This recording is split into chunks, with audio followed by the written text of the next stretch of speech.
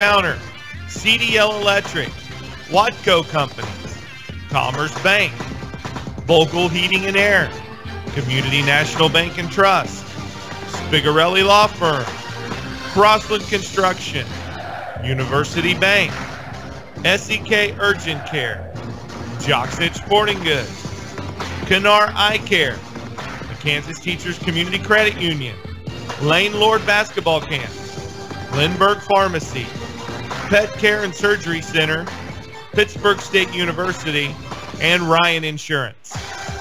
Now let's go live courtside for tonight's pregame show on ESPN 100.7. Dragons and Vikings, a clash of what seems like a Michael Bay film, is actually plausible as Pittsburg High School is on the road in Webb City, Missouri to take part of the Webb City Invitational against the Parkview High School Vikings here on your sports headquarters, ESPN 100.7. And a merry welcome once again to Webb City High School alongside Avi Sharma with Shelby White back at our KSHQ studio. I'm Cam Molina. Last time out for this Pittsburg High School team, they wanted to remain pristine in the SEK League, however faltered in not only their first loss, but their first league loss of the year against the Parsons Vikings, losing yesterday 69-66. However, head coach Kylie Rolfs is enthusiastic about today because they will be able to play a team out of Springfield, Missouri, a high-caliber team led by Landon Cornish. His team 4-3 on the season and has some standout players, including a Division I talent and Tatum Freeman, who's averaging just shy of 30 points per game. It will be a clash of the Vikings and Dragons, two teams looking to stay over 500 on the season. We will step aside for a minute, and we will have an interview with Pittsburg High School head boys basketball coach Kylie Rolfs. Don't go anywhere. You're listening to the home of Purple Dragon Athletics here on ESPN 100.7, your sports headquarters. It's that time of year, Christmas shopping. Stop by Jocksnitch to get your Christmas list checked off. All new Adidas and Nike arrivals that look so cozy for men and women. Jocksnitch Sporting Goods has new Brooks and Adidas tennis shoes arriving daily. 'Tis the season for leggings and half-zips. Many brands and schools to offer to get your list done. Jocksnitch Sporting Goods in downtown Pittsburg and Parsons has everything you need to shrink that.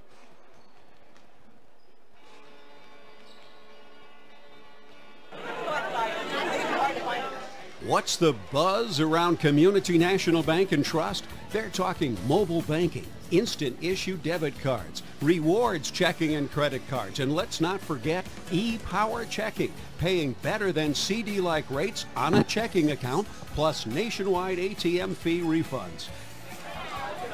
Get in on the buzz. Community National Bank and Trust, member FDIC.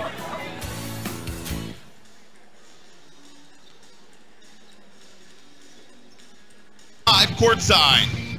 And we welcome you back to ESPN 100.7, your sports headquarters. Cam Molina joined by Pittsburg High School boys basketball coach Kylie Rolfs, losing to Parsons on Friday. Obviously a difficult loss. What were your impressions of the game? Well, we just didn't play well enough. As I told you after the game, we were two different teams, I felt like, tonight. And when we were the team that I think we are, good things happened, and we put a lot of space between them and us. When we became a different team, which was, not guarding very well in the half court and being very impatient on the offensive end, and that we allowed them to get back in the game and feel real good, and they got the job done. I tip our caps to them. They made plays down the stretch, and we didn't.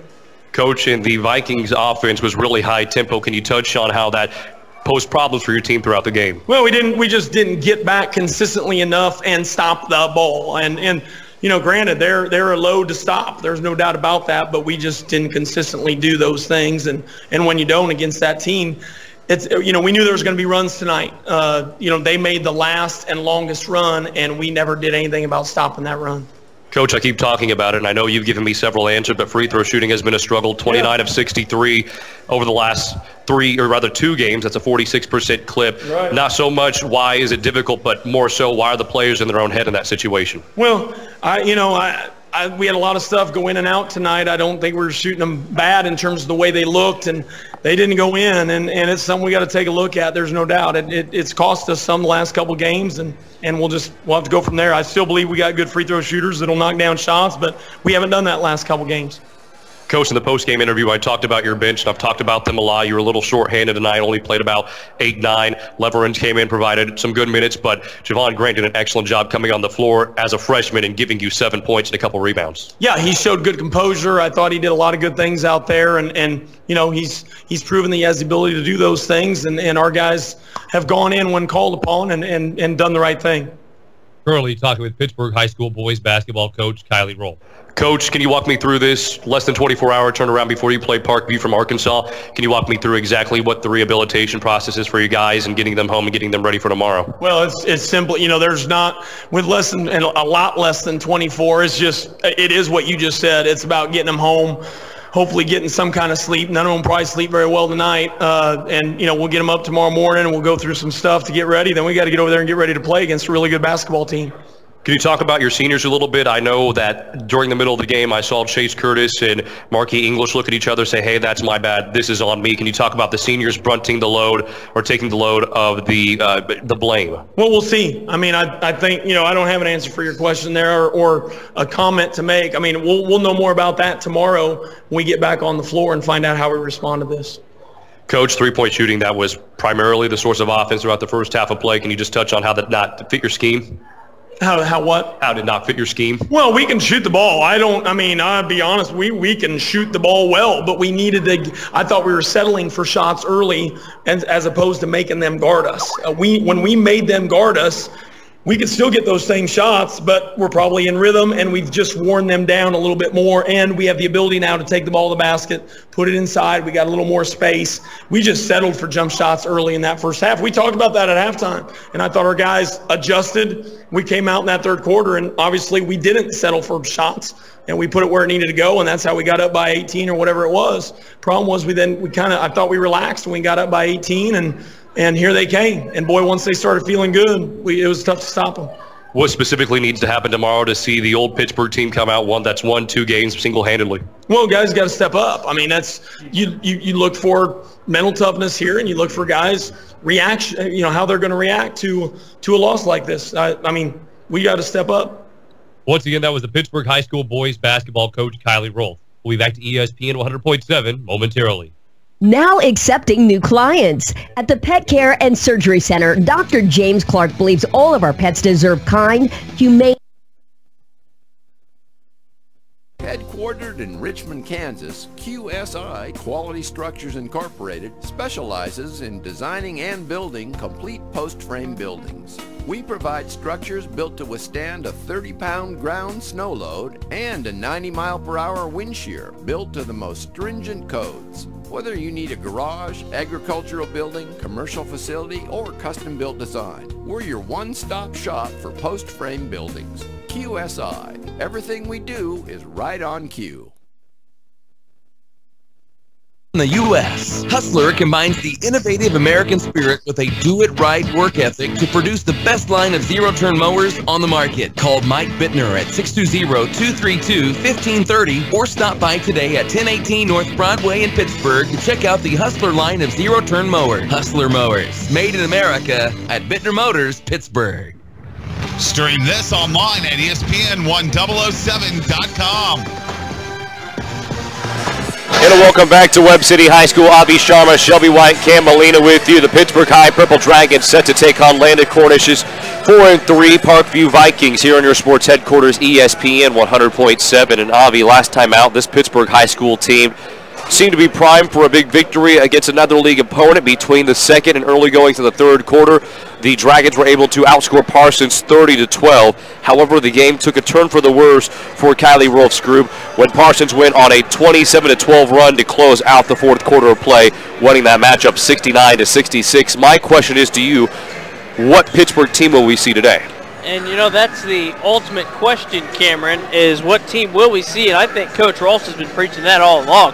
And, you know, if they get the team that they had in the first 2 games, the chemistry, the team that runs the plays and gets the job done, you're going to see a great battle tonight. But if you see the team that we saw in the second half where it's a, hey, let me take care of the offense, you guys go do this, you're going to see problems. And that's exactly what happened with this Dragon team last night. And that's why Coach Ross was a little upset with these guys.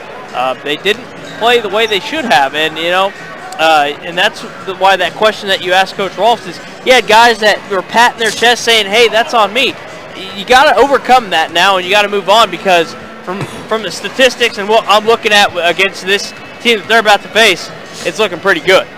And a question I posed to Coach Rolfs that many of you heard here on our pregame show here on ESPN 100.7. I may have phrased a bit incorrectly.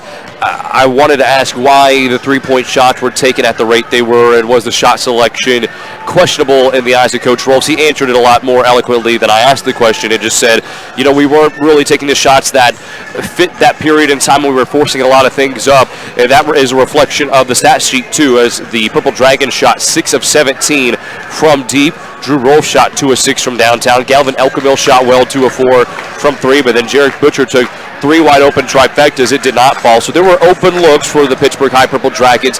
It's just about execution and being able to stay focused in a game. And you and I have touched on focus and making sure you hone in to a specific part of your game that lacks, and making sure you cover up those weaknesses. For Pittsburg High School, it's the free throw shooting right now. Last 2 games, 29 of 63 from the free throw line. That's a 46% clip.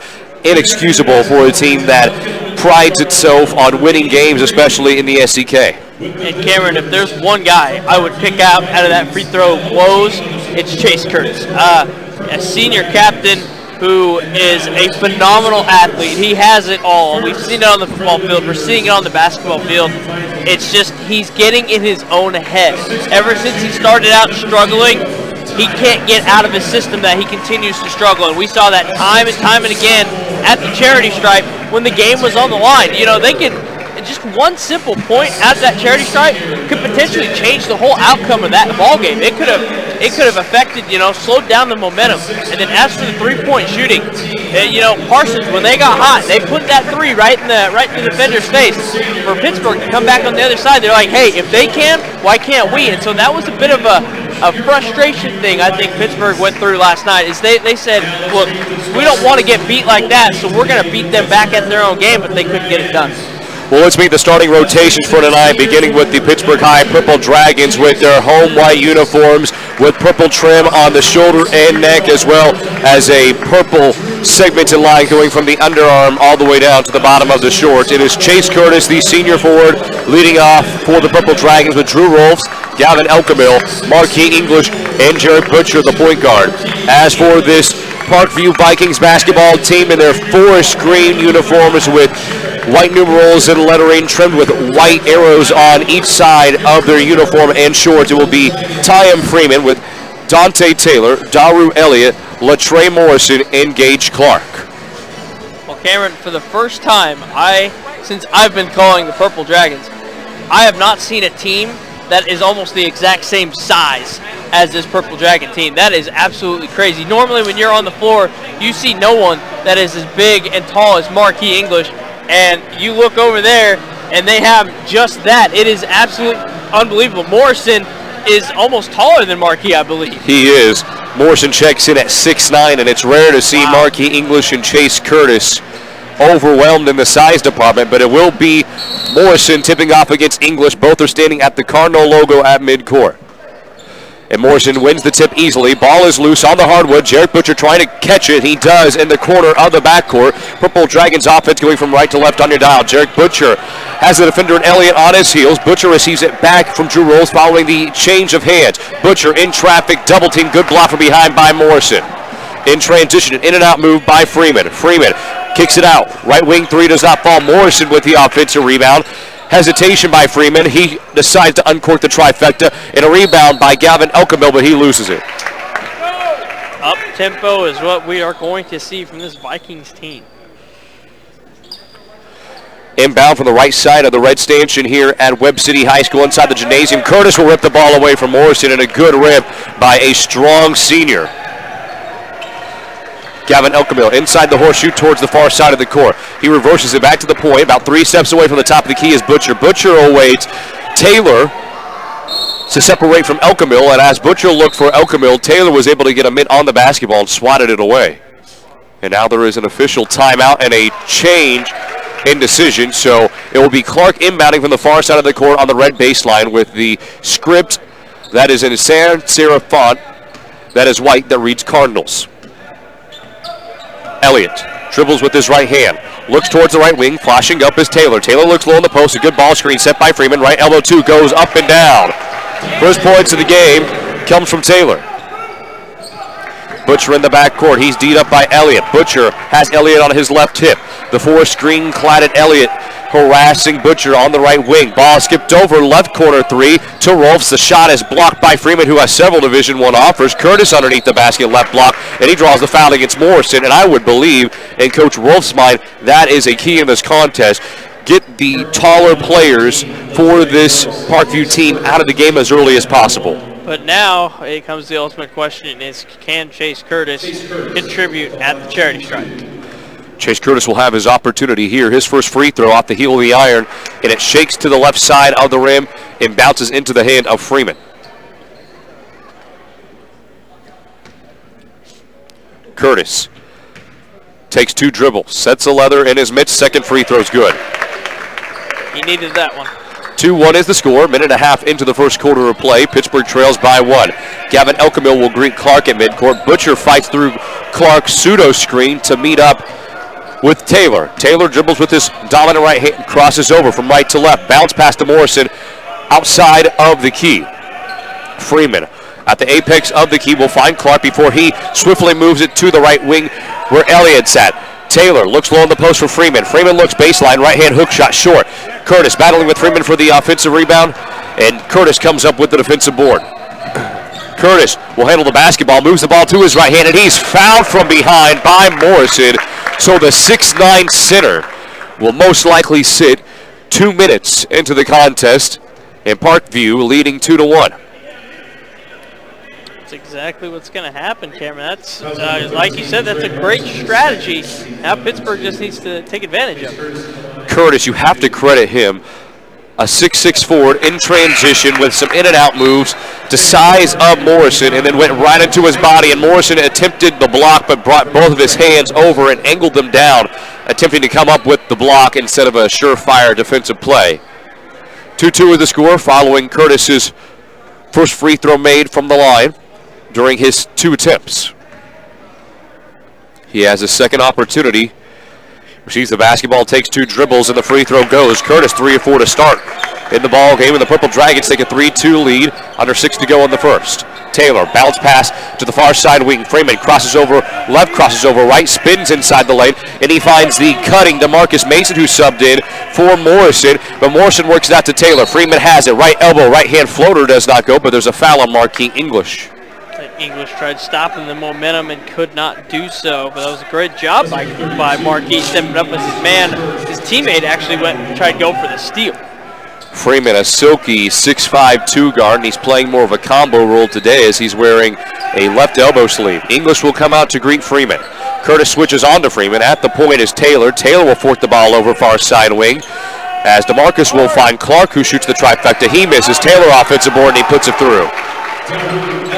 Correction, that's Elliott on the offensive rebound and the putback. Pressure in the backcourt. English has it near midcourt, about 2 steps away in the backcourt. He crosses the timeline. He has Butcher about 4 steps away from the top of the arc. Curtis has a lane, goes inside, tries to go up, and that's an easy charge call. Freeman stood strong in the lane, stoic. It was hit hard by the quarterback for the football team. Curtis knew it as soon as it happened. He was a little turned around immediately, looked at Coach Ralston. He knew what happened.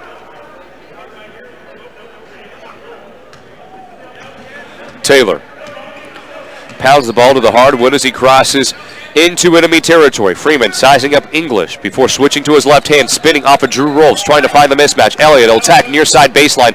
It will be a bounce pass to Mason, but Mason loses it off of his torso. It will be Pittsburgh High School basketball, inbounding from the near sideline to the right of the stanchion. 4-3 is the score. Dragons currently trailing by 1 under 5 minutes to go in the first. Butcher double teamed in the backcourt. And it's a 1-2-1 press. Rolfs wide open, left wing 3. That one swirls in and out. Curtis offensive rebound. He puts it through. Luckily enough for Freeman, there was no foul called on him, but he did hit Curtis's elbow. Ball screen set by Clark. He'll roll off. Handling the sphere is Taylor, the sophomore. Mason, far side wing. trying to gain some space between him and Rolls before Freeman gets it. His near side wing three does not fall. Fighting inside is Taylor. Taylor double clutches, can't finish. Curtis had the offensive rebound, the defensive rebound. Lost it. English dives where he's on the hard one and comes up with it.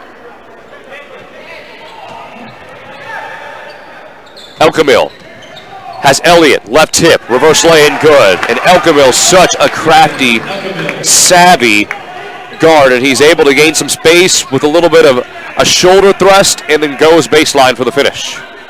Mason on the opposite end of the floor, attacks near side baseline, chucks it up, and now English has 2 fouls. So the 2 bigs, one for each respective squad, are in foul trouble, as the freshmen Javon Grant and Isaac Leverins are set to check in for the Dragons as Mason goes to the free throw line.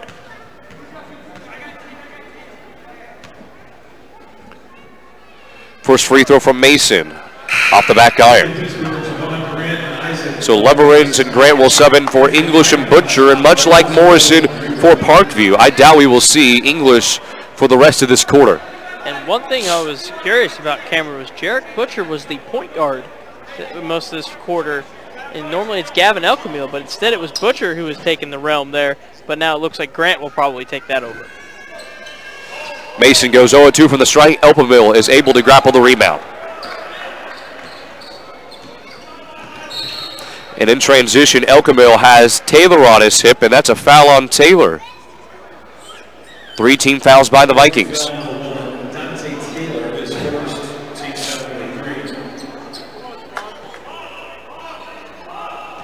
So following both missed free throws by Mason, it's Grant, the freshman, who had 7 points against the Vikings. Right corner is Rolls. He'll jab to the right near the far side baseline against Freeman. Straight away 3 for Elkamil. It's off the lip of the iron, rebounded by Curtis, but the ball's poked loose. Curtis dives for it. Freeman saves it somehow, and then Freeman takes 2 hops on his right foot, and it's a travel. Excellent hustle by Chase Curtis, and a timeout is used by Coach Cornish. 3:33 remaining in the first quarter of play. The Purple Dragons trail 7-4. Actually, I beg your pardon. The Dragons lead 7-4 over the Parkview Vikings here at Webb City High School. We'll be back in 30 seconds with your home of Purple Dragon Athletics, ESPN 100.7.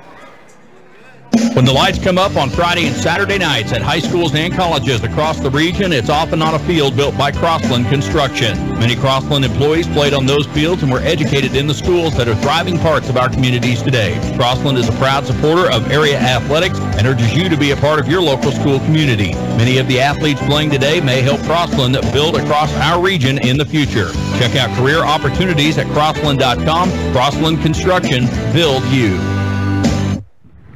Let's go back live courtside. It's a 7-4 Dragon lead, 3:33 remaining in the first quarter of action. Parkview trying to rely on Tyam Freeman, their D1 star. He's currently shooting 0-3 from the field. Morrison has 2 fouls for Parkview, their 6'9 center. Marquis English for the Purple Dragons, their 6'6 forward, has 2 fouls. Right wing, it's Leverins. He looks inside. Power dribble by Curtis, goes up and under. Right hand does not finish, but he is fouled. It has to be helped up off the hardwood. I tell you, the amount of red marks and bruises you're going to see on Chase Curtis after this game is going to be quite a bit. You're loving the dive and effort, the bodies that he's putting on the ground for his team so far in this quarter. Elliott, his first, the team's 4th, and you have to appreciate the physical demeanor of Chase Curtis as he does nothing but fight, fight, fight. And his 5th offering of the contest already does not go. He'll have his 6th opportunity coming up. Curtis, right foot positioned in front of his left, knocks down the free throw. 4-6 from the line. He has 6 points and leads all scorers so far. With 3:20 left in the first quarter, it is 8-4 Purple Dragons up for the freshman. Grant right in the face of Mason, hounding him. Interchanging with Mason will be Taylor, as Freeman has a good crossover, left to right, pull up, left double 2 does not go. Good rebound by Elkamil, and Freeman continues to struggle. 0-4 in the ballgame. Skip pass left corner. Grant nor Rolfs were there, and it's a turnover. Elkamil wanted the long ball to Grant there. Grant actually stopped, and that's what caused the easy turnover. 3 minutes remaining in the first. 4-point lead for the Dragons. Taylor to Freeman. Freeman trying to find his hot spot before handing it off into the belly of Mason. Grant reaches. Looks like he ended up nicking Mason's stomach, and it's a foul on Grant.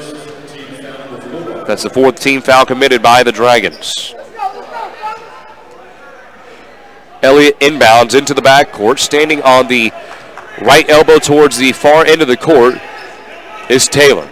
Taylor stands on the yellow beak of the Cardinal logo before crossing the timeline. Right corner, a new sub for the Parkview Vikings, and Alonzo Rewa. Elliott, skip pass, far corner three, up by Freeman, still no good. Elkamil tips it up. It looked like it went in. Rewa with the offensive rebound and puts it through. Wow, that was interesting. Elkamil tipped it up in the air. He thought he had the rebound, and Rewa was on the opposite side to officially secure it and make it. Grant near midcourt, trying to gain some space between he and Elliott. Now losing the ball is Grant. Grant somehow comes back up with it, weaves in between traffic, tosses it up right-handed, no good, and a tie-up between Leverins and the Fighting Rewa. Juan, that was a good job by Grant to maintain his focus and maintain the basketball and take it all the way to the hoop. Just got to finish it there. And two, good job by Leverins to get the jump ball there. That's effort right there by him. Clark will check back in for Elliott. 8-6 the score. Dragons up 2 minutes left in the first. Right wing's Mason. Ball above his head, looking for Clark at the high post. 2-3 zone shown by the Dragons. It's really a 2-1-2 with the top of the zone extended. Grant will come out to defend. Right wing, Taylor. Dribbles with his right hand before escorting the ball to the left wing extended. Clark's looked low in the post before interchanging with Freeman. Taylor bounce pass, right block, looks for Mason as he tries to dump it off to Clark, who was cutting inside the key. Elkamil tied up with Clark. Clark rips it away, throws it up left-handed, and the circus shot drops. That was a good-looking shot from Clark, albeit it was a bit rushed. He still was able to throw the ball over the defense's head and score. Elkamil and company tied at 8 apiece, 1:20 to go in the first. Elkamil with some nifty ball handling skills. He loses his footing, finds Leverins. Leverins rips through, using his elbows to gain some separation. Rolfs will attack, goes left block, tries to toss it to the right corner. It's stolen away by Rewa. Bad look by Drew Rolfs, who has had some questionable decision makes in the last couple of days. Freeman on the break, still cannot buy a basket. He is 0 of 6 to start the game. Grant and company. Under a minute remaining in the first quarter. High ball screen set by Leverins. Double team on its way. Rolfs right corner, hesitates with Freeman there. Curtis had the ball in his mitts momentarily, but was unable to harpoon it and bring it down on the right block. Mason stops and pops. Left short corner, and it is a foul as he charged right into Curtis. Good call. Good job, man. I tell you, Chase Curtis playing out of his mind right now. Chase Curtis having an exemplary first quarter of play. 6 points and a rebound. Elliott will sub in, Taylor will sub out, and Coach Cornish barking at his unit to get them adjusted to bring the full court press. The 1-2-1 has Freeman positioned near midcourt, and Rewa is hanging out near half court, allows Butcher to flash to the basketball, and Clark gives it right back to Curtis, who's handling the spear, awaiting the double team, but the double team does not come. Butcher with Grant, Curtis, Elkamil, and Leverins on the floor. 23 ticks left for the Dragons. 8 all against Parkview. Butcher loses the ball behind his back. Rewa comes up with the steal. Elkamil and Butcher back to the fin. Rewa goes to the Euro step, right-hand floater. It bounces around, does not go through. Elkamil with the board. Lucky break for the Dragons. 8 seconds left. Elkamil loses the ball in the lane, and it's a carry.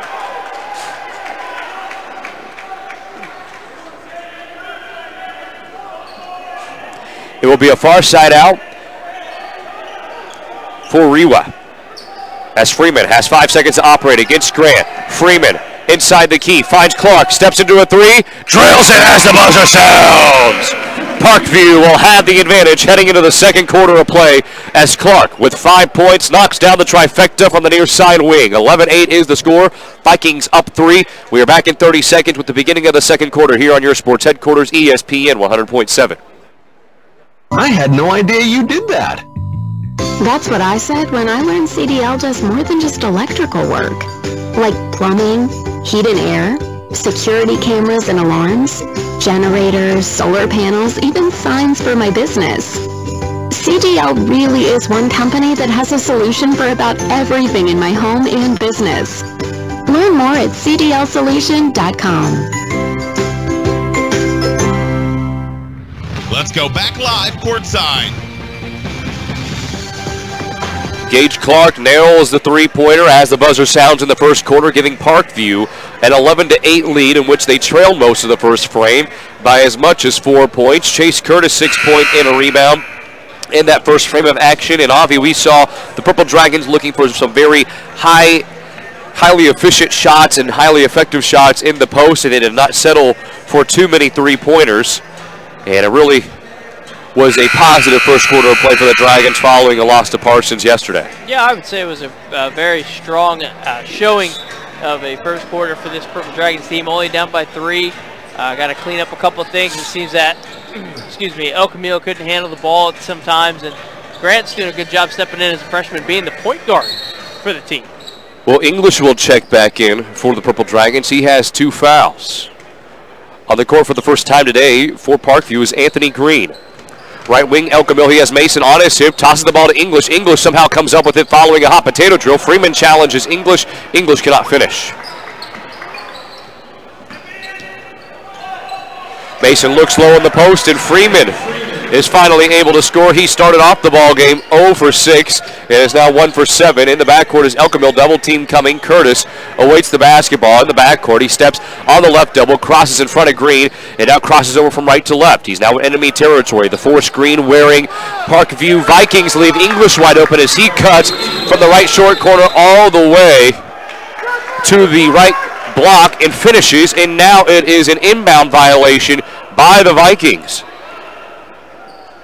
Pittsburg High School basketball, so a gaffe early on by Parkview with 7:17 left in the first half. It's a 3-point lead for the Vikings. El Camilo, top of the key extended, trying to go with a backdoor alley-oop attempt to Curtis. That was nowhere near the range of Curtis. As Mason attacks, left block, ball ripped away, stolen by El Camilo. El Camilo looks on the break, goes to the left block, up fake against Freeman, tosses it up left-handed, still cannot convert. English misses the tip in, finds the offensive rebound and puts it through. English's impact is immediately felt with 4 points and 2 rebounds following 2 fouls. And how about on the opposite end? Green attempting to snake into the lane, but he is unable to connect down low. The freshman in Grant at the point. From the apex of the key, he pitches a pass over to the left wing where Butcher's at. English, weak side, inbounds feed. And how about a block by Freeman inside of the key and swats it out of bounds. And that was too soft by English, who attempted to finesse the ball over the head of Freeman. 13-12 is the score. Dragons down 1. El Camilo will sit, and Rolfs will enter the contest. Butcher to inbound from the right side of the basket. Finds English. He's in the near side short corner. Grant, Butcher, right wing 3 is up, does not go down, and Butcher continues to struggle from deep. 0-4 the last 2 games. Elliott, far side corner as he finds Clark at the top of the key. His free 3-pointer is no good, but then Butcher and Curtis both crash the board at the exact same time, collide into each other, and the ball goes out of bounds. A little bit of miscommunication there by both Purple Dragons. Potentially a costly mistake. Taylor to inbound. He finds Freeman, and Freeman loses it. And Freeman turns to the ref saying that Curtis was holding on to him, and I think he had a little bit of a case to make. Butcher was on the floor. I think he was tying his shoe. The officials gave him a moment as the whistle blows, and play resumes as Grant has it in the backcourt. Grant, as he passes the prime meridian, is in the front court. Left elbow finds Rolfs. Left corner 3 is an air ball. 3-ball game has been inconsistent the last 2 matchups. Right corner Taylor. Taylor pinned to the far side short corner. Finds Elliott, who attacks baseline, and it's a travel. Wow. That one was for sure going to get called on Grant, but travel instead. And you're right, Cameron. The 3-point barrage is not working for this Purple Dragons team, which is very rare to see Drew Rolfe struggling from out there. Inbounding will be Curtis. He only has Grant in the backcourt, but Grant is one-on-one against Freeman. And how good has Grant been just as a freshman, so composed and so focused on the court. And it's a carry by Grant as I say that. He's irritated with the decision. That's the little things with the freshman, though, Cameron, is those costly mistakes we saw last night at the end of the game. He was frustrated with the way he played. And Marquis English, the senior leadership, came over and talked to him and said, hey, calm down. It's just a game on the road. We understand, but let's bounce back. The irked Grant goes to the bench. El Camilo will sub in. Mason with the sphere, dribbling with his left hand. Gets the ball to the far side wing. Has Rewa operating with the sphere before he finds Taylor. Taylor scans the floor, prospecting. English, good job defending. Clark against Curtis, far side corner. Ball to the right wing. Elliott thought about the trifecta, but instead he steps through. Elliott lobs it up, underhand shot. That one does not fall. English in the backcourt, guarded by Elliott. Crosses over in between his legs, has a little bit of separation, then loses the basketball. Elliott hits the deck. English tries to fight for it, and it's a steal. Rewa on the break. Runner goes. Good move by Rewa inside the key, noticing the defense collapsing, and then tosses it up. 15-12 the score, a 3-point lead for Parkview. Just under 5 to go in the first half. El Camil feeling the pressure from some shouting Parkview fans. Right wing rolls, finds English, takes a step down, loses his handle on the sphere, goes up through traffic, does not finish. Offensive rebound, goes right back up. And how about the garbage man, number 32, Marquis English, 6 points, 4 rebounds. Back to a 1-point ball game with 4:30 left in the half. Right wing is Elliott against Rolfs. Elliott double clutches. Rewa, three-pointer, straight away, too strong. And English kicks it out on accident to Mason. Rewa has it back to Mason. Rewa once again. English against Rewa, who scoops the ball into the torso of Taylor. Right hand lane goes. So Taylor now 2 of 3 in the contest from the floor, 4 points. 17-14 to score. El Camil with his gray and white Nike shoes pulls up inside the horseshoe. The quick fire 2 does not go. Curtis the offensive board, and he puts it through. Curtis and English doing a great job crashing the glass as Morris is still not on the floor. Elliott near the right corner, up fakes, has Clark who interchanges with him in the right corner. Scoop pass back to that said corner, and Clark hits the 3. Clark with 8 and a 4-point lead for Parkview. 20-16, 3:30 left in the first half. Rolfs has the ball poked out of his hand by Mason. It will stay with Pittsburg High School. Freeman subs in for Mason. And Parkview's defensive intensity has been matched by their offensive output. They just need to get better rebounding, because off the glass, Pittsburg currently holds a +5 advantage. And probably, because I'm not really keeping count, but I would have assumed probably +3 on offensive rebounds, if not +4. Curtis, 2 steps away from the top of the horseshoe. Outside the circle is Butcher as he looks for the curling El Camil at the point. El Camil dribbling right-handed, goes behind the back. Taylor, great defense. Hounds him right in his grill before Butcher receives the sidearm pass. English inside the horseshoe, goes inside, and it's a foul on Clark. It's a big foul. Clark has been a miraculous athlete down on the offensive end. He's a 3-point specialist from what it looks like, and you look at the size of Clark, you wouldn't think that he is, Cam. About 6'4", about what you would expect. He does play a bit of that power forward role, so Curtis and Freeman have some words to say. Freeman guarding Curtis, and I think the officials are telling them not to get too chippy. Butcher has a screen set by Curtis towards his right side, but decides to forfeit it. English straight away 3 goes. Excuse me, he was inside the horseshoe. That was a deep 2. He is 1 step away from the 3. Clark wide open right corner 3. He's already hit 1, misses the second though, as he is 2 of 4 in the ball game from downtown. Butcher following the rebound by Rolfs. Butcher picks up his dribble near midcourt. English right corner, takes the 3 ball, and it wasn't really in motion. It was a pretty compact shot that had a hitch to it as Taylor in transition carries. So far, both teams making a lot of simple mental mistakes that have hurt them because they want to drive and do something special, but they can't do that when they're carrying the ball or traveling. Curtis will have a side out in front of the Pittsburg High School bench. Coach Rolfe sitting down, tying his shoes with his glasses on his head. Under 2:30 left in the first half. 20-18 is the score. Dragons down 2. El Camil, left wing extended, standing on the WC initials for Webb City towards the far side of the court. El Camil steps in to a deep 2 and knocks it down. We are tied. 20 apiece. Skip pass, Freeman, right corner. Elliott 3. That one rattles out. Rebound by Butcher. Butcher using his elbow to manufacture some space. Butcher has Elliott on his heels. Butcher picks up his dribble, somehow lobs it to Rolfs. Right corner 3 is short. Rebound by Taylor. Taylor gallops inside the lane. Left-hand floater, swirls around and falls through.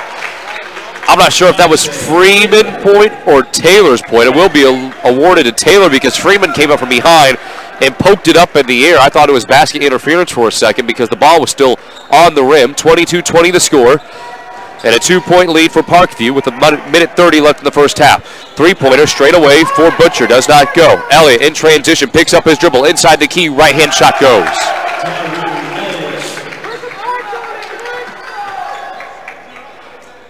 Curtis looks. Inbounds in the backcourt. He has Elkamil. Pressure in the backcourt by Taylor. Elkamil sizing up Taylor. Crosses over from right to left. He has a little bit of breathing room. Elkamil picks up his dribble as the double team comes from Freeman. English, right elbow, picks up his dribble. Looks for the cutting Curtis. Curtis inside the key. Double clutches. Right hand toss does not go. Clark comes down with the board. Good defense by Freeman coming over to help. Freeman in transition has the ball ripped away by English. It is not saved as English was out of bounds. It's a great job by Mark Heath defensively, though. Great effort and then hustle at the end to try to save the ball. He's doing a good job, Cameron, with only 2 fouls. Now comes out for Leverage. 24-20 is the score. Parkview leads by 4 with 51 seconds left in the half. As you said, English will sub out. Leveren's in. Mason inbounds on the right side of the hoop. Freeman, right corner 3, still struggling as he airballs the trifecta. 0 of 4 from deep. 1 of 8 in the ball game, and a foul by the Vikings. And it will be on Green. That is Green's first. And the 17th foul committed by the Vikings, so it will be Leveren's on the opposite end of the court, shooting a 1-and-1. Leveren's 2 points against Parsons yesterday, and Coach Rolfs was looking for intensity from his team in the first half, and he received that. Chase Curtis really embodying that mentality as he's been sliding all over the floor, looking like a penguin in the frozen tundra. First free throw is good by Leveren's. It's not as smooth as the tundra, though, Cameron. He's hitting hard floor. Yeah, I mean, I guess if it's wax, it would be somewhat similar, but as Leveren's goes 2 of 2 from the line. Pittsburg High School yesterday at break led by 10 against Parsons. They trail by 2, 45 seconds left in the first half. Elliott near midcourt, and he's allowing the clock to wind down. Coach Rolfs telling the defense to shade up and get in the grill of Elliott so they can have one last possession. Elliott scoops the pass right back to Clark. He skips it. Freeman all the way towards the far side of the court, 2 steps away from the midcourt line. Mason has it, far right wing towards the far sideline. Fake bounce pass to Freeman. Time still running out. 18 seconds left. Rolfs trying to poke the ball away from Elliott as Mason has it. The defense will reverse. Everybody hanging out inside of the arc. Green pops out. Far side wing looks low. Inside the key. Power dribble. Freeman goes up right-handed and he converts. And that will end the first half of action. So the Vikings have been able to capitalize within the last 5 seconds of each quarter. As Freeman scores from inside, wrapping up his first half of play with 4 points on 2 of 9 shooting. And Clark, to end the first quarter of play, hit a 3-pointer. And at intermission, it is 26-22. The Purple Dragons down 4. We will step aside for 2 minutes, bring you back first half stats as well as insight to the second half of play. Don't go anywhere. You're listening to the home of Purple Dragon Athletics on ESPN 100.7, your sports headquarters. Advanced technology, comprehensive quality care. That's Canar Eye Care. We have the newest technology.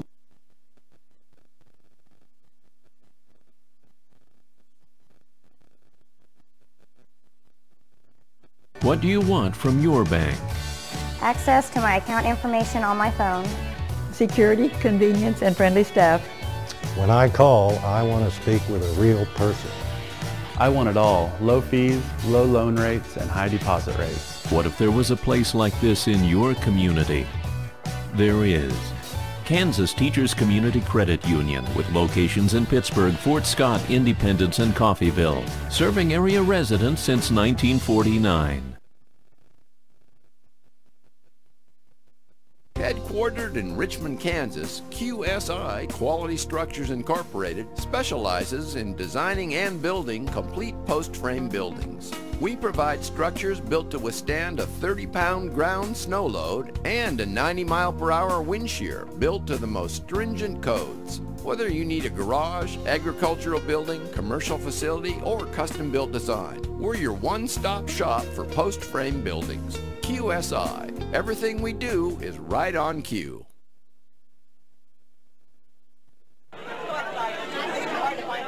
What's the buzz around Community National Bank and Trust? They're talking mobile banking, instant issue debit cards, rewards checking and credit cards, and let's not forget e-power checking, paying better than CD-like rates on a checking account, plus nationwide ATM fee refunds.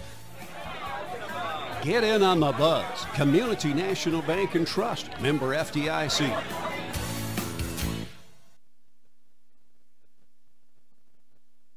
Be sure to get reliable information when you choose an attorney to represent you. High school basketball on ESPN 100.7. I'm Mary. Welcome back to the nest of the Cardinals in Webb City, Missouri, as the Pittsburg High School Purple Dragons and the Parkview Vikings are participating in the Webb City Invitational. The Vikings getting the better of the Dragons in the first half, 26-22 at intermission. Alongside Avi Sharma with Shelby White back in our KSHQ studio, I'm Cam Molina. Let's quickly go ahead and go over the first half statistics, starting with the Dragons, who are the home team. 8 points for Chase Curtis, including 2 rebounds, 2 points for Isaac Leverins, 4 points scored by Gavin Elkamill, 8 points from Marquis English. He sat most of the first quarter with 2 fouls. And for Parkview, 4 points for Tyam Freeman, the D1 athlete that is soon to be coveted by many teams. He had 4 points on 2 of 9 shooting, so a rocky start for him. Dante Taylor, 6 points and a rebound on 3 of 4 shooting. 4 points for Daru Elliott, including 1 rebound. 4 points for Rewa, including 1 rebound. And then 8 points for Gage Clark on 2 of 5 shooting from deep. And this Parkview team, Avi, really looking for ineffective shots from deep, and they've been challenged several times as they're shooting 2 of 10 from downtown. And although I said that, they have some open looks, but good job defensively by the Dragons closing out. Yeah, Cameron, it looks like that this Viking team, whenever they want to run their offense, they score. I mean, we saw that at the end of the first quarter and the end of the second quarter. They ran a play, and they got a basket out of it. Now, whenever they run their free ball offense, what it looks like is they just run a motion, and then they pass and move over, and then whoever wants to take the shot takes a shot, and that's what happens. And so far, we have seen that out of this team. I mean, Freeman is a great example of that. He's taken a lot of shots and not successful as of late, but he got 4 points out of the end of the half, and it's just a bunch of guys just putting up some shots right now, not trying to find the openness and then make the easy basket. And well, for Pittsburg High School, offense was somewhat hard to find in the first quarter of play as many players struggled, and then foul trouble came into play, and much like Marquis English, who has 2 fouls, LaTrey Morrison, the 6'9 center for Parkview, has 2 fouls of his own. So the 22 points that were put up by Pittsburg in the first half could be lessened in the second half by the play of Morrison, who early on detoured some shots in the post, and to the dismay of Coach Cornish, he had to sit Morrison. So when that 6'9 center comes back in, I don't know how often Pittsburg High School will look to the front court, because that's been their primary source of offense. But to have somebody like 6'9 Morrison in front of you have to be a bit intimidated. Yeah, and it seems that the guards for PHS is not taking those shots that they took last night, Cameron. They were getting in their groove, and I think Coach Rawls, his team might be down by 4 right now, but he's definitely got to be happy with the way his team's been playing, and a lot better than how they were playing at the end of the last night. So this team, like Coach Rawls mentioned, if they got some sleep, however, it looks like they got that. They found themselves. They must have had a good talking and relaxed, a good, nice trip up here to Webb City, and they're playing some pretty good basketball against a very talented team in the Vikings. Now, they're 4-3, but the crazy thing about it, Cameron, those 3 losses, a total of 7 points. It's just losing those 3 matches by combined 7 points, and the Springfield, Missouri team. And as for Coach Cornish, the former Webb City head coach, and he was the 2012 Class 5 District 12 Coach of the Year, so somewhat of a homecoming for him. And I beg the question, Coach, what is it like coming back here to where you really began your coaching career as a head coach, that is? And he said, I'm not really going to look too much into it, but I will say one thing I learned from Webb City was leadership, and I learned that from John Roderick, the head football coach here, and just recently winning another state championship. That's 14 state championships for the Webb City Cardinals football team, which is absolutely mind-boggling. But for Coach Cornish to take that away from Coach Roderick is definitely something to talk about. Yeah, you know, you learn from the best. That's basically what it is. It's passing of the torch. As Coach Roderick just says, hey, you know, there's not much you can do on the sideline. You got to let the kids do what they do, but it's you convincing these kids to go out there and have fun and do what they do best is exactly what you want to do. And Coach Korsch has done a good job of that. He's got a talented team. Like you mentioned, a couple D1 offers for some of these guys. They are all around a great team, but you don't want that to get into their head. You know, just say, hey, don't worry about that. Just play your basketball and let's come here and let's show everybody what we really are. This normally well-oiled Parkview team at intermission leads by 4, 26-22, but the Dragons hanging around in Webb City. We are back in 2 minutes with the beginning of the third quarter here on your sports headquarters, ESPN 100.7. Customer first, safety always. It's a feeling you get the moment you step on campus. It's the knowledge that you become part of something more. We're a family of Crimson and Gold. Every day we challenge ourselves to achieve more. The reason why we're here is to make a difference. Everybody wants to stand out. Without standing apart. You belong. At Pittsburg State University.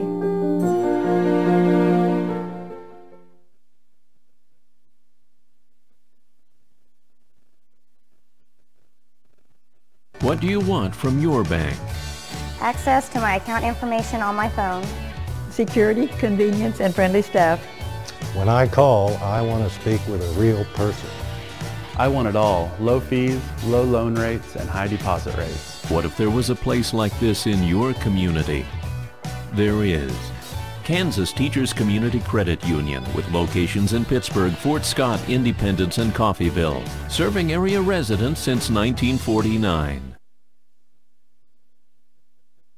Headquartered in Richmond, Kansas, QSI Quality Structures Incorporated specializes in designing and building complete post-frame buildings. We provide structures built to withstand a 30-pound ground snow load and a 90-mile-per-hour wind shear built to the most stringent codes. Whether you need a garage, agricultural building, commercial facility, or custom-built design, we're your one-stop shop for post-frame buildings. QSI. Everything we do is right on cue. 231-5620. We are a debt relief agency, helping people find the relief they need in bankruptcy. Stream this online at ESPN1007.com. During the bottom of the 3 o'clock hour in Webb City, Missouri, alongside Avi Sharma, Shelby White back at our KSHQ studio. I'm Cam Molina, a 26-22 lead for the Parkview Vikings heading into the third frame of play. The forest green-cladded Vikings back out onto the hardwood, led by scoring leader Gage Clark and D1 talented Tyam Freeman, who has 4 points in the ballgame, 0 of 4 shooting from three-point range, 2 of 5 from the field. He struggled mightily in the first half of action. This Pittsburg High team only trailing by 4 points, due in no small part to Marquis English and Chase Curtis combined 16 points, 7 rebounds as Taylor enters the front court of action. Curling from the right wing to the top of the keys, Freeman crosses over left to right. The 6'5 guard crosses in front of Butcher, goes inside the lane, has the ball poked loose, and it's a foul against Drew Rolfs. I think he dodged a bullet there, because if it wasn't a foul on Rolfs, that would have been a charge. I think it would have went the other way, and that would have been his third foul. Inbounding will be Taylor to the left side of the stanchion towards the far side of the court. The Parkview offense going from right to left on your radio dial as Freeman has it at the point. Sizes up the defending English, but English relegates himself inside the key. Elkamil will stick with Taylor as the ball shifted over to Clark, who looks for the cutting Taylor in the left corner. Elkamil right in his grill. Good defense by Butcher as Morrison is back out on the floor for Parkview. He has 2 fouls. Freeman looks for Morrison, power dribble, snakes inside, right hand, easy finish with a 6'9" center. So Latrey Morrison, his first points of the afternoon. Butcher spins away from the defending Elliott. Near side, short corner extended is English, and inside, Curtis is bumped, and I think that is on Morrison. Yep.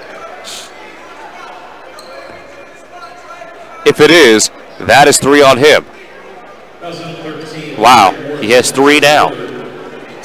And to have a tool like Morrison in jeopardy for Coach Cornish, it has to be a bit concerning. Elkamil, far side wing extended. He will work around to the crown of the horseshoe. He fights Elkamil, right elbow. Clark on the left hip of Curtis. Steps through the middle of the lane. Up and under. Inside hand does not finish. Ball loose. Curtis dives for it. He and Morrison fighting for it. Clark rips it away. In transition, he has Taylor. Right wing. In and out move. Left hand. Loses the ball. It goes out of bounds. And it will be Pittsburg High School basketball. Great defense by English. Recovering. Beautiful strip by Jarek Butcher. Butcher, instead of jumping up and causing a foul, he does this every time. He stays down low and watches the ball and goes for the strip every time. 28-22 the score, 6-point lead for the Vikings, 6:49 left in the third. Jab step right for Butcher as he crosses the prime meridian. Ball in his right hand as his back is turned to Elliott. Right wing is Elkamil. Curtis flashes to the right wing as the pick and roll happens. Elkamil fall away to English offensive board, lobs it up, right-handed, good. Following the catapulting shot inside, Elkamil now has double-digit points, including 5 rebounds. Right wing Taylor, he'll maneuver to the point. Freeman looks left, defended by Rolfs, sees a mismatch, attacks far side short corner, finds Clark with a beautiful bounce pass, and the wraparound bounce pass from the far side baseline to Clark results in a trifecta. Clark 3 of 6 from deep, 11 points, and it is a 31-24 lead for Parkview, under 6 to go in the third. Curtis high ball screen, that will quickly dissipate. It's more of a slip, as Taylor still defending Elkamil. Elkamil using his left hand to gain some separation. Elkamil goes up, left-handed, leaves it short. Curtis offensive board, and it's a jump ball. Possession arrow, Pittsburg High School, who goes left to right offensively on your dial. I tell you, Curtis is having a tough time down low. He is making a lot out of nothing down there. Butcher will inbound from the left side of the goal. English swings it to Rolfs, proceeding to go to Elkamil. Butcher right corner decides to chuck up a 3. Freeman comes up with the board, and Curtis fouls. I tell you, Cameron, the woes continue at the three-point line for Jarek Butcher. He has not made one in the past 2 nights. Currently 0-6 last 2 games. Dragons 0-5 in this contest. Taylor steps on the clutched white teeth of the Cardinals logo at midcourt. Elliott looks for the cutting Clark. Power dribble inside, way too easy. And the design play allows Clark to free up, seal inside on the left block, and score. Clark leads all scorers with 13. English double team, far side wing. And it is a timeout used by Coach Rolls. 5:11 left in the third to stop what was a turnover by English. 31-24 the score. Dragons trail by 7 against the team that hails from Springfield, Missouri. We are back in 36 with your home of Purple Dragon Athletics, ESPN 100.7. Hi, I'm Kendall Gammon. You may know me as a Kansas City Chief, but I'm also a proud graduate of Pittsburg State University.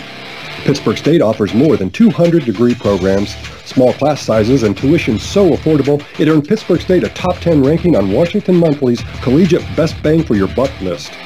But don't take my word for it. Visit Pittsburg State and see why there's nothing like being a gorilla. Learn more at pittstate.edu/BAGorilla. Stream this online at ESPN1007.com. Coach Kylie Rolls for the Pittsburg High Purple Dragons, instilling some wisdom into his boys who trail by 7.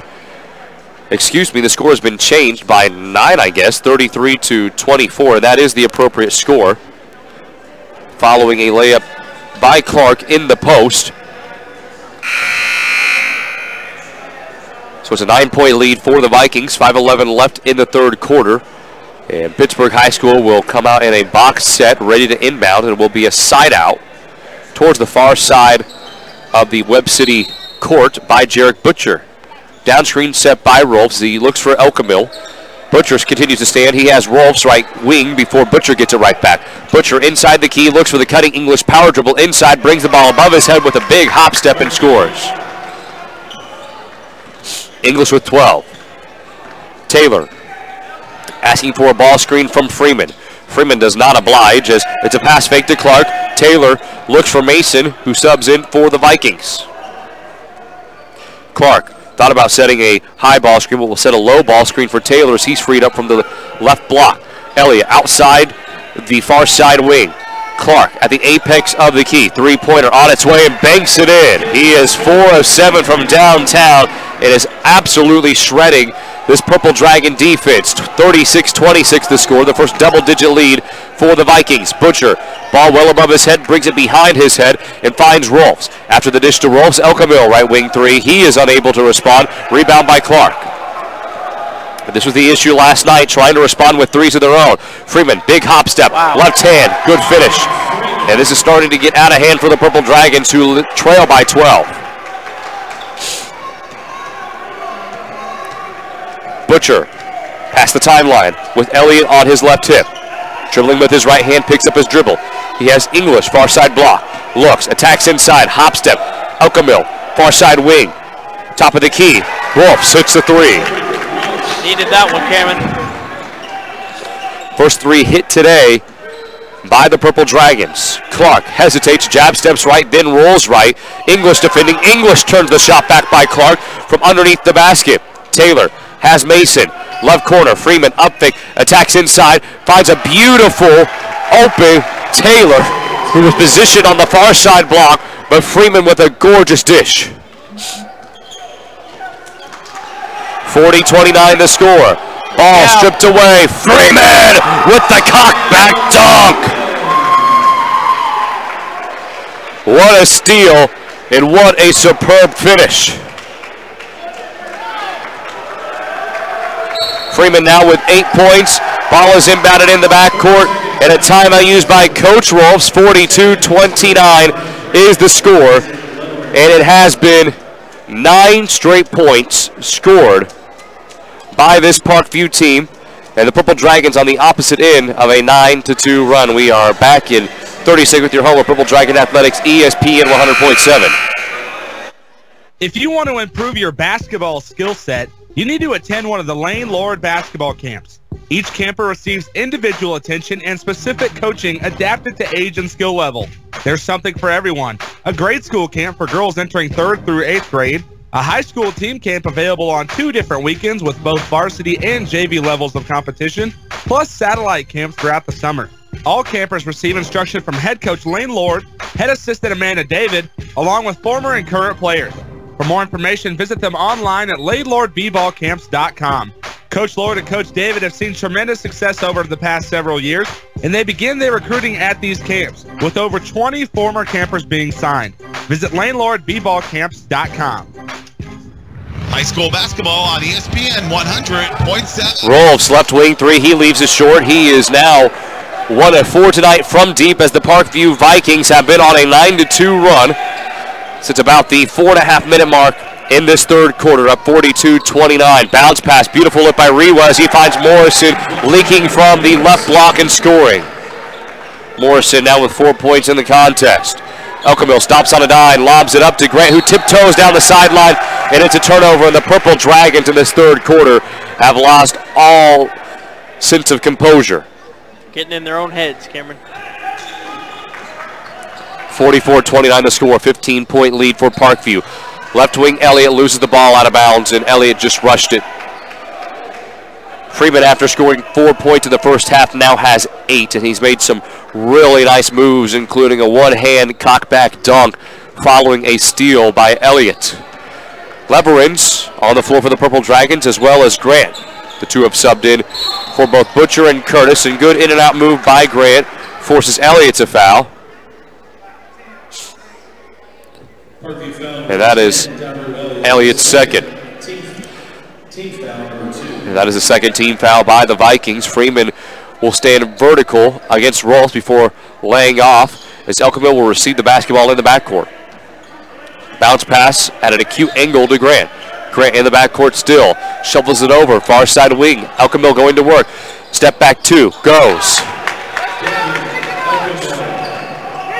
Elkamil 3 of 5 from inside the horseshoe, 0 of 2 from deep, en route to 6 points. Elkamil comes away with the steal. Good defensive play by the guard. Crosses over in front of Rewa, then almost quasi-nutmegs Elliott as Leverin gets it in the far side corner. Grant putting the ball on a string in front of Rewa, and it's a foul by Rewa. Wow, and Grant some terrific ball handling skills. And Freeman thought it was a foul on Grant, who was trying to gain some space, but it was definitely on Rewa. That was impressive by the freshman. Beautiful display of ball handling, like you mentioned, Cameron.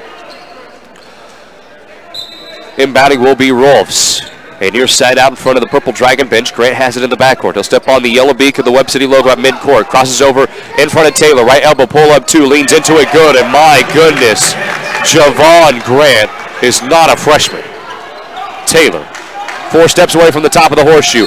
English and Grant bringing the double team, and a good timeout used by Coach Cornish. 44-33 the score. And you felt a slight shift in the momentum on the floor as the Dragons, led by freshman Javon Grant, now only trailed by 11 points, 44-33, a minute 16 left in the third, and we are back in 30 seconds. At Lindbergh Pharmacy, we care about your health. From a qualified and caring staff to services like our Time My Meds and MedPack programs, Lindbergh Pharmacy provides personalized service you can count on.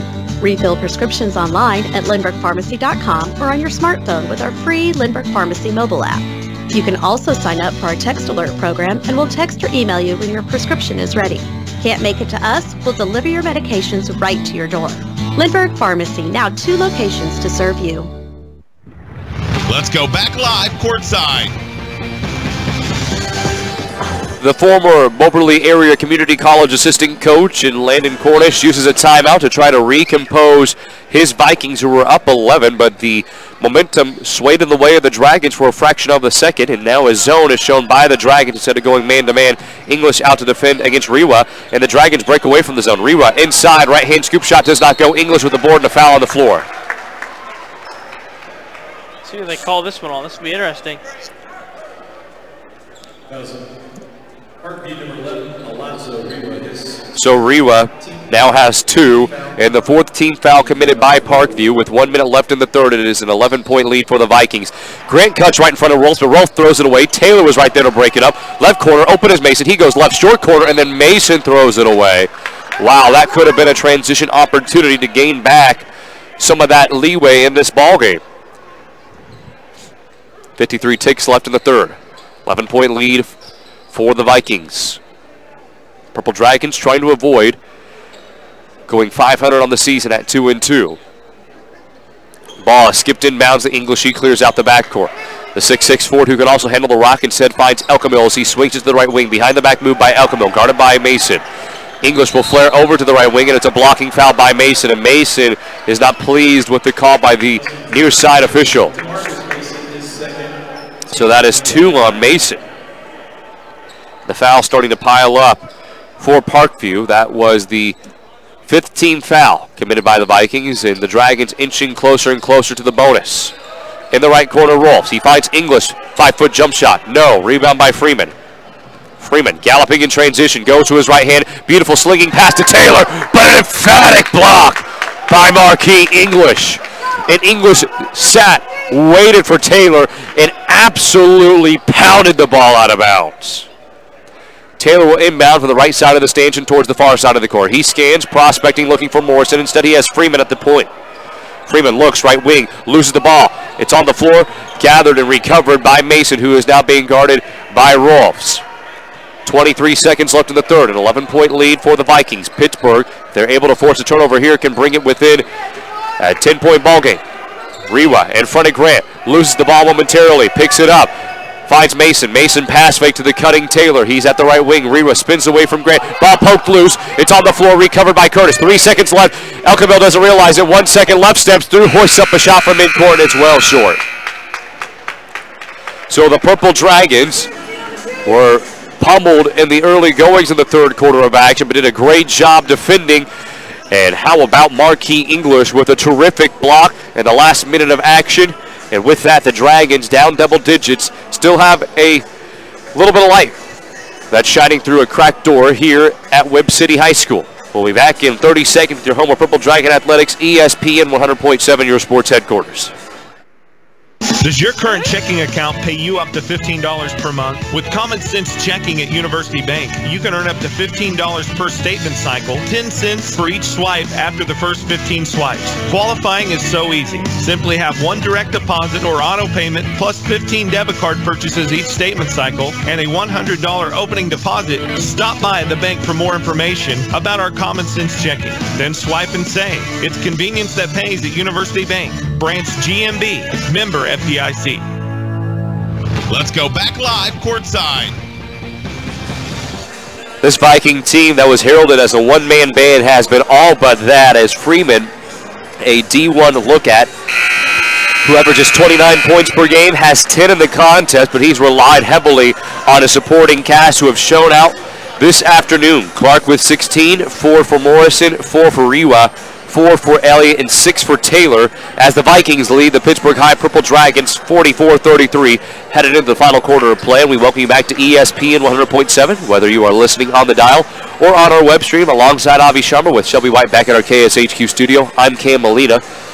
The forest green blanketed Clark, as well as his Viking cohorts, will prepare to inbound the ball. Clark will inbound. He scans looking for Elliott. A lot of pressure as the ball is inbounded to Freeman in the front court. He stands outside the horseshoe before he forks it back to Elliott. Elliott jabs right against the freshman Grant. Bounce pass left wing. Taylor recovers the basketball. That was near his right shoulder. Cutting through the middle of the lane is Freeman. Freeman takes one big step through and scores. 6-9. From the field is Freeman, or at least inside the horseshoe. Rolf's transition three, short. Morris will let that one go out of bounds, and Rolf's really rushing his three-point shot. He is 1 of 5 from deep in the ballgame. The Dragons 1 of 10 overall. Taylor gets the ball inside the key on the opposite end of the court, as the Parkview offense will go from right to left on your dial. Double team at the midcourt line by English and Rolfs. Grant defending Elliott, and a skip pass that popped up into the air. Good defense by Grant and English. El Camille coming away with the steal.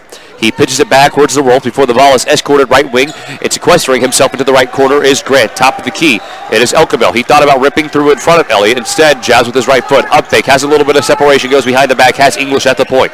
English about a step and a half away from the high post, looks low for Curtis. English has it, Grant. Grant deep three. He dials it up from downtown, leaves it short. Curtis dives for the loose ball. It's recovered by Elliott. Grant rushing the shot, and in transition, Taylor rumbles inside, and he's fouled on his way to the basket.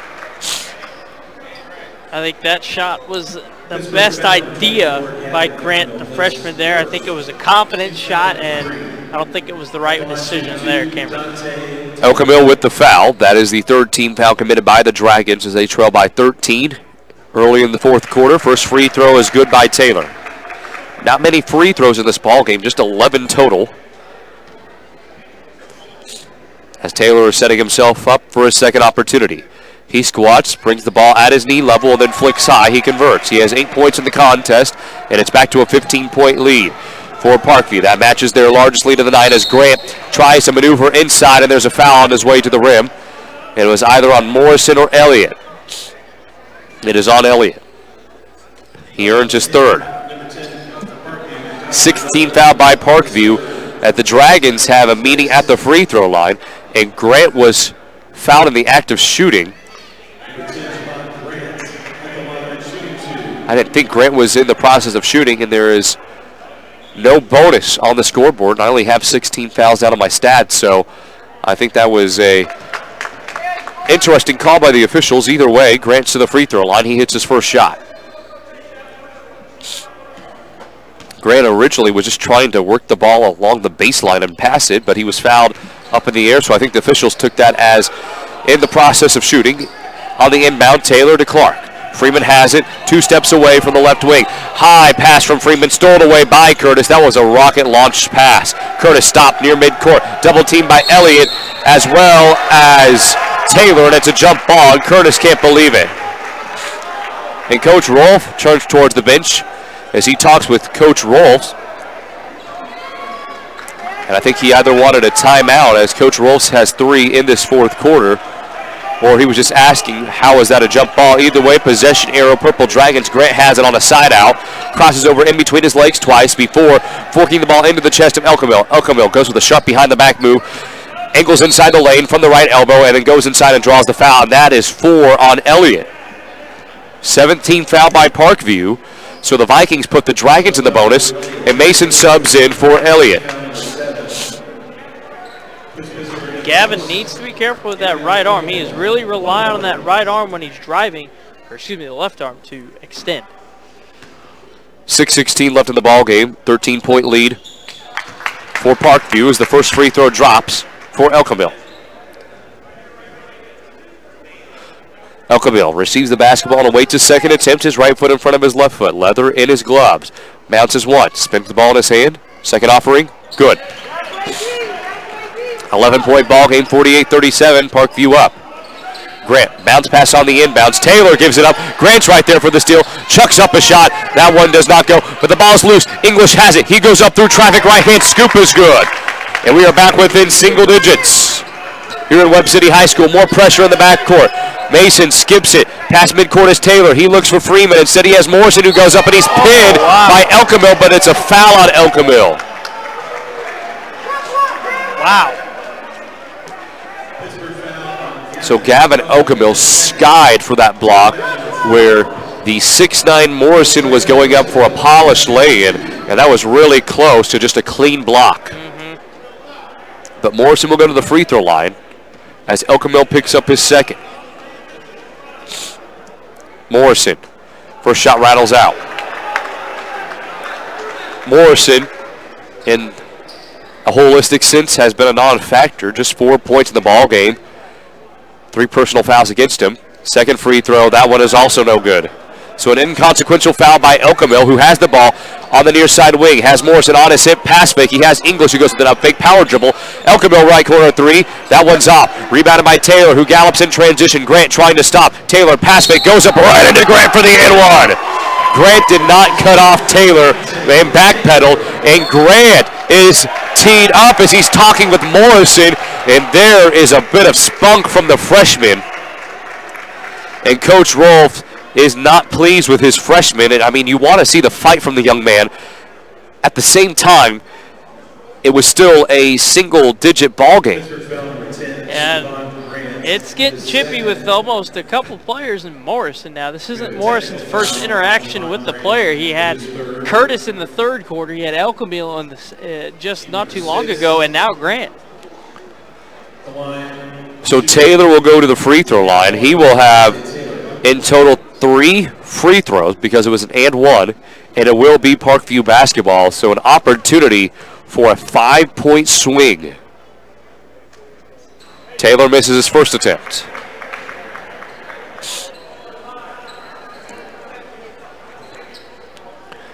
Grant is subbed out in favor of Butcher, and Grant's off the court. Now he has to get back on it. Good thing the officials did not notice. Grant was getting a drink of water. Second free throw is good by Taylor. He's 3 of 4 from the line. It'll remain at 3 of 4 from the line, so he goes 1 of 2 from the stripe. 51-39 is the score. 12-point lead for Parkview. Butcher comes in for Grant.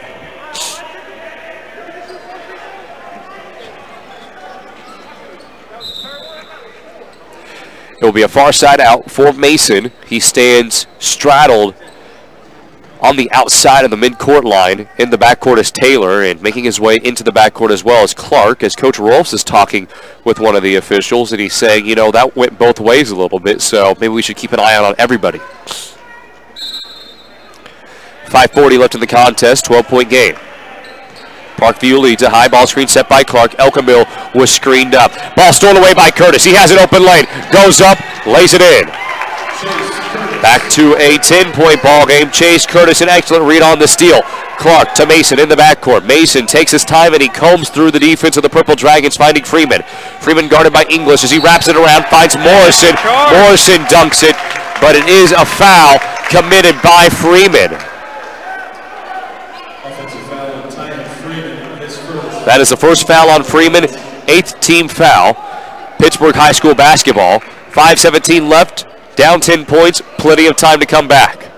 Elkamil accelerates past the midcourt line. He thought he had a sliver of a step on Mason, who recovered quickly. As Butcher's being D'd up by Freeman, he crosses over right to left. Elkamil jabs right, Has a little bit of room to his right-hand side as he crosses over in front of Mason. High ball screen set by Curtis. Elkerville still working with the sphere. Under 5 left in the ball game. 10-point contest, Parkview leads. English left block, immediately double team. Butcher sets up, straightaway 3. And the Dragons needed that as he missed. Ball poked up several times. Hot potato drill. Taylor comes down with it. Mason has it now on the right corner, and out of the right corner he goes. He wraps around for a bounce pass to Taylor. Bounce passes to Freeman. Freeman elevates it. He's pinned by English. However, the foul is called on English. 2 pins in the contest by the Dragons. And Elkerville and English, that could have gone either way. Yeah, I agree, Cameron. I didn't see the body get contact into that one. Therefore, I thought that might have got the hand then, I assume. I would imagine so. He had to cross the body of Freeman to get to the basketball, as Freeman has 12 points in the ballgame. Hesitates at the free throw line, squats down for a good 3 seconds, composes himself, and hits his first free throw. 52-41 is the score, 4:30 left in the final quarter of play.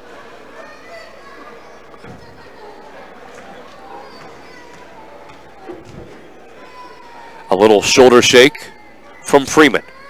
Second free throw, also good. 12-point ball game. Butcher telling Elkerville to go through the baseline and flare back up at the top of the key. English has it, attacks near side baseline, and it is a foul on the floor by Clark. 19 foul by the Vikings, and English goes to the free throw line for some big free throws. We'll see if English can convert from the charity stripe. So far, it's been a back and forth game for Pittsburgh at the free throw line. So English will attempt his first 2 free throw attempts of the afternoon. First shot drops. As we are nearing the top of the hour, alongside Avi Sharma, Shelby White back at our KSHQ studio. I'm Cam Molina, Webb City Invitational, Pittsburgh versus Parkview. Parkview has held the lead most of this game. English goes 2 of 2. Dragons 12 of 14 shooting from the free throw line, and that is a substantial improvement from yesterday. Back to a 10-point contest. Parkview leads it under 4:15 left. Rolfs comes away with the steal on the opposite end of the floor. Rolfs mishandles the basketball momentarily. Butcher has it right wing. He finds Elkerville, deep 3, dialed up, nails it. Elkerville able to answer the phone. And a timeout used on the floor by Coach Cornish. A full timeout used at the Dragons, now 2 of 11 from deep. And probably the most critical moment of the game, are only down by single digits, 7 points to be exact. 4 minutes left in the ball game, 53-46 the score. Vikings lead it. We are back in 30 seconds with your home of Purple Dragon Athletics, ESPN 100.7. I had no idea you did that. That's what I said when I learned CDL does more than just electrical work. Like plumbing, heat and air, security cameras and alarms, generators, solar panels, even signs for my business. CDL really is one company that has a solution for about everything in my home and business. Learn more at cdlsolution.com. Stream this online at ESPN1007.com. And again, a very welcome back to Webb City High School. Avi Sharma, Shelby White, Cam Molina with you. That is our ESPN 100.7 crew, and a special shout out to Shelby White, who is working his tail off back in our studio. 4 minutes left in the ball game. Pittsburgh High School, who has trailed by as much as 15 points in this contest, now within single digits. 7-point contest. Parkview leads 53-46. And Avi, we've seen a paradigm change really in this contest. It shifted from Pittsburgh taking some ill-advised shots, having difficulties defensively, to locking down defensively and knocking down some big-time shots as Elkerville hit a 3-pointer right before the timeout used by Coach Cornish. Yeah, so far Pittsburgh's having a pretty good game. They just need to finish it out now, down by 7. Taylor past the red mid-court line, trying to waste a little bit of clock. Under 4 minutes left in the contest. Taylor, right wing extended, being guarded by Drew Rolfs. English comes over to the double team. Freeman at the high post. Morrison at the left block, stolen away by Elkerville. He has Morrison on his right hip, tries to go with the Euro step and a foul on his way up. That is the 10th team foul committed by the Vikings, and the 3rd on Mason. Double bonus for the Dragons. Elkerville with 2 big free throws to bring it within 5. If you like Pittsburgh High School action, make sure to tune in just a couple hours that the Frontenac Raiders are also participating here in the Webb City Invitational. We will have all that action for you. Tyler Dara covering that. The man, the myth, the legend returns. Yeah, your voice of your Lamar Tigers getting to call a pretty fun game. As Elliott will sub in for Mason, El Camino sinks his first shot. El Camino 3 of 3 from the line. Looking to go 4 of 4. He does go 4 of 4. 5-point ball game. 3:45 left in the contest, 53-48 the score. Taylor finds Elliott, awaits for traffic to run by him. Freeman gallops, goes with the right hand, and it is a block on the way to the basket.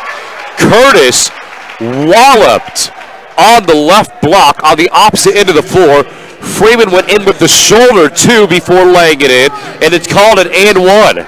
Coach Rolfs, nor the Dragon bench can believe it. It's a tough call. Curtis has been getting it all night long, and this is the first time that it didn't go his way.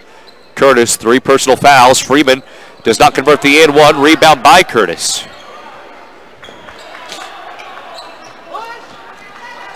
Bounce pass to Curtis. Curtis looks over, right corner, Rolfs finds Butcher. This is a time for a big 3, and he's short, and a foul on the floor.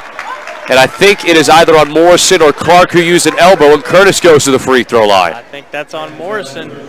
Yep. 4 fouls on Morrison with 3:21 left in the contest. A 7-point game, 55-48. Curtis with some big free throws coming up, and Jarek Butcher has just hit this cold spell where he is 0 of 9 the last 2 games from deep. And he has wide open looks, too. Curtis steps up to bat. 4-6 in the contest from the stripe. First free throw, dances around and falls through. As a unit, the Dragons now 15 of 17. Looking to go 16 of 18 right here. Curtis goes 2 of 2, 2 big free throws. 12 points for Curtis. Taylor in the backcourt finds Freeman. Freeman, 16 points in the ball game as he skips it over to Taylor, who pitches it into the backcourt. Freeman had the ball poked loose, but it's a foul on Butcher. That is the 19th foul committed by the Dragons, and not a foul Coach Rolfs wanted. And it's a 1-and-1 for Tatum Freeman. 5-point ball game. Both teams going to be in the double bonus from now on. We'll have to see who's going to be the more disciplined team. Freeman has only missed 1 free throw this afternoon. First free throw well short, way short actually, and almost airballed. English comes up with the rebound. El Camino pressure, double team by 4 screen wearing Vikings before a beautiful skip pass to the right corner, the opposite end of the floor from El Camino to Rolfs. You would think El Camino is the quarterback for the football team. Rolfs finds English, and English finishes it off. 3-point contest. Taylor tosses it up, and a foul on a Euro step to the basket. That's a good call. Curtis was set up for the charge, and he moved his right leg to stick it out. That's a good call. Tough one, but a good call. 4 on Curtis. 3-point contest. We are coming down to the wire. Taylor will have 2 free throws. He is 3 of 5 shooting in this ball game. Sinks the first. And so far, Cameron, we haven't seen the scary thing that Pittsburgh had last night, which was almost the whole 5 starters who had 4 fouls. So far, it's just Curtis with the only one in foul trouble. Both free throws good from Taylor. Big boost to this Vikings team, who now is up 5. English against Clark. Sizes him up. Big Euro step to the rim, and a blocking foul called against Clark, who can't believe it. He was reeling backwards. English went right into his body. A good read by the senior forward, who headed the free throw line shooting 2. 11th team foul committed by the Vikings. I tell you, if there's one thing Coach Kylie Rolfs is going to be happy about, it's how his team's performing at the free throw line. 16 of 18 in the ball game, 88%. That is a season high. English sets up, knee level flicks, leaves it short, bounces off the heel, and does not go through. Just when I say something. And Webb City's gymnasium filled to the brim with all sorts of fans just enjoying what has been a fun matchup. The Dragons trailing by as much as 15, battling back in this contest, only down 5. English spins the leather in his right hand. Second free throw. That is also no good, and a rebound by Clark. Big misses.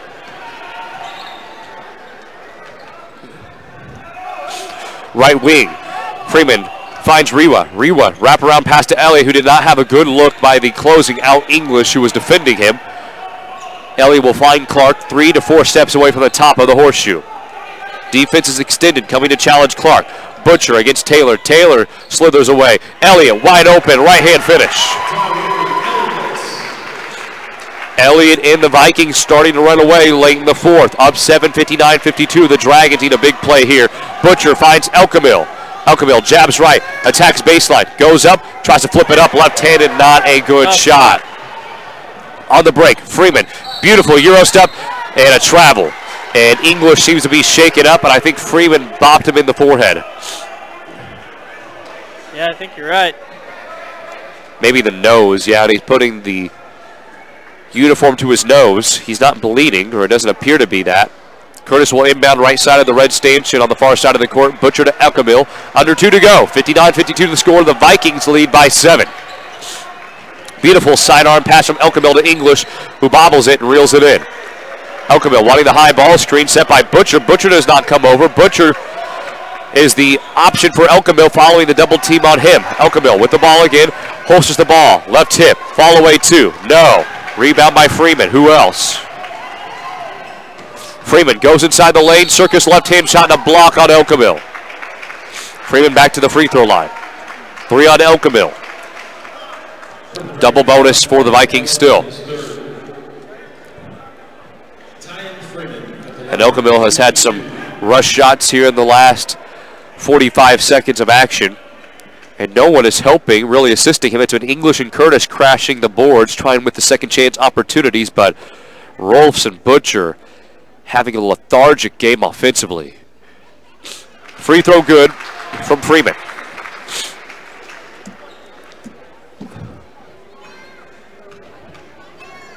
Freeman spins the ball in his hands. Second shot on its way. Good. Freeman 5 of 7 from the line, 19 points. Curtis looking, scanning, needs to get it in. He finds a cutting Rolfs. 9-point ball game. Parkview leads at 61-52. Elkamil attacks near side baseline, and he's fouled on his way to the basket. It is on the floor, so free throws coming up for Elkamil. Elkamil has been perfect from the stripe, 4 of 4. The Dragons 16 of 20 overall from the stripe.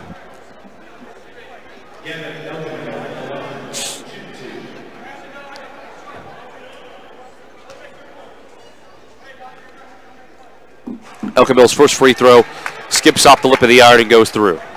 Have to start trapping, playing some press defense after this basket, if Elkamil can convert. Elkamil, right foot staggered in front of his left. Sets the ball at his waist. Free throw, swirls out. Oh, rebound by Marquis, though. English with the offensive board, puts it through, and he's had a splendid game, now 20 points. 61-55, back to a 6-point contest. Ball stolen away by Elkamil, but he goes out of bounds. It's a good job, though, by Gavin. Good effort.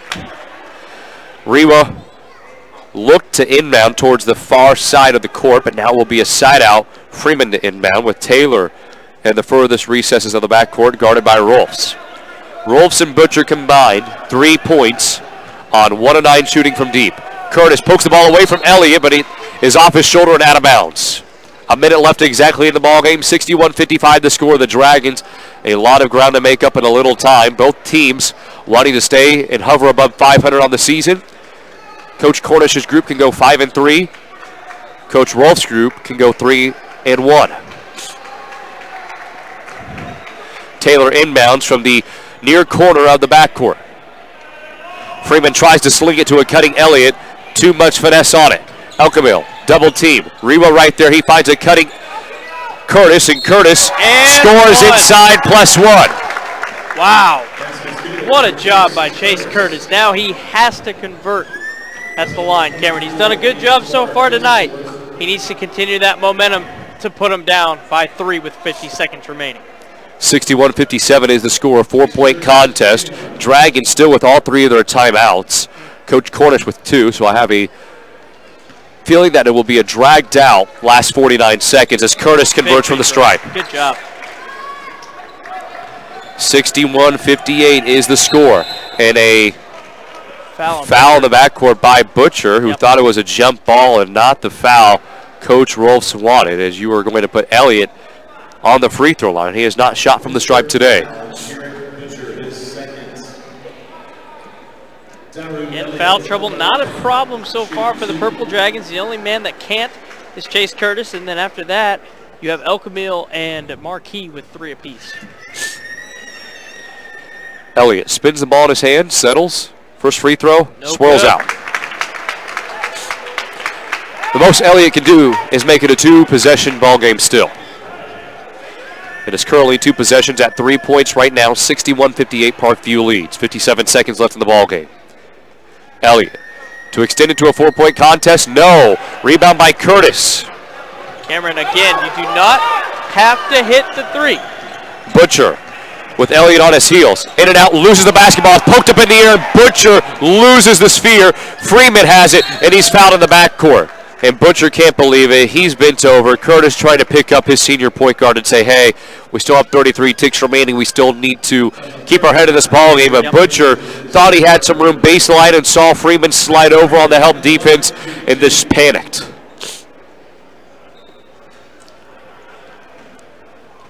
Cannot let that get to him if you're Jarek Butcher.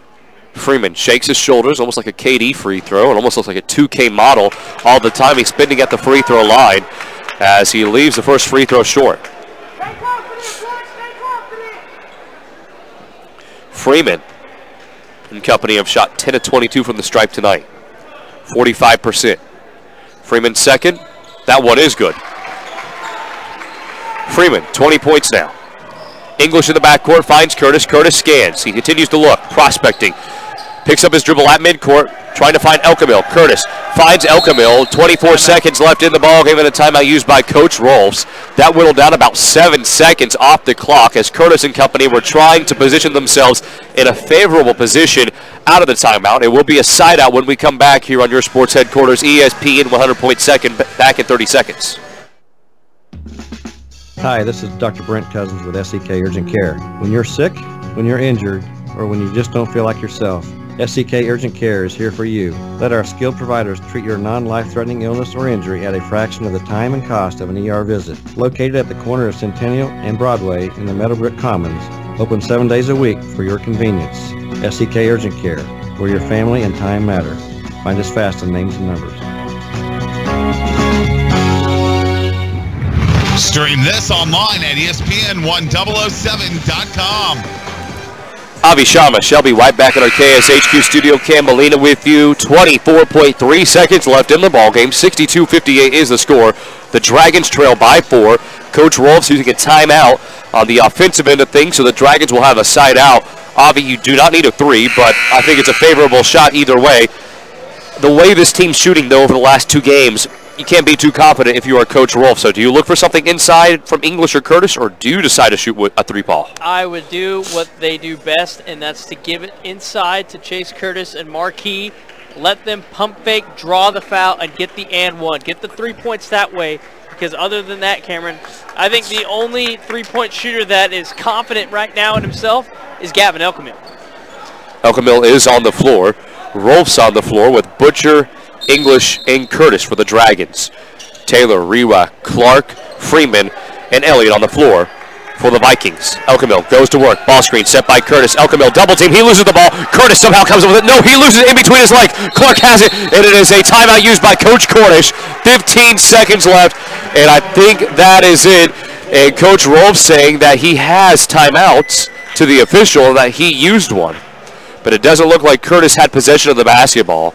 Not only do you lose 9 seconds off the clock, Avi, but it's possession Vikings down with 15 seconds left. I think the Vikings, all they have to do is hit some free throws to seal the deal. Yep, and that's exactly what they have to do. Can they do it is the question, Cameron. They haven't been the best team at the charity stripe so far tonight, today, whatever, wherever we are in this time period.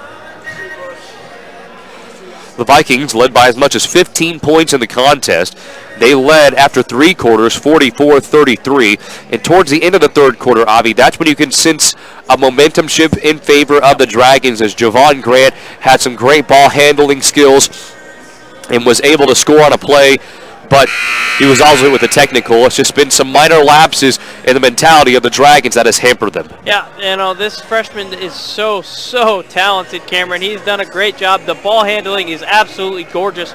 Just the little mistakes by him being as a freshman, that's those things that they got to clean up. You know, Coach Rolfs, even though the odds are against him right now, got to be completely happy with the way his team has been playing compared to how they were last night. Vikings will inbound. Their Nike uniforms shining in the light here inside Webb City's gymnasium.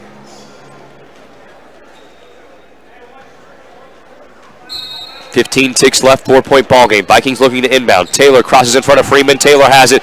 Taylor double team. No foul though. No foul still. Elliott's there, and a foul on Elliott. 9 seconds left. That killed off a total of 6 seconds, or almost 6 seconds. 9.7 seconds to be exact on the clock. So about 5.3 seconds in total, but free throws from Elliott could do it here.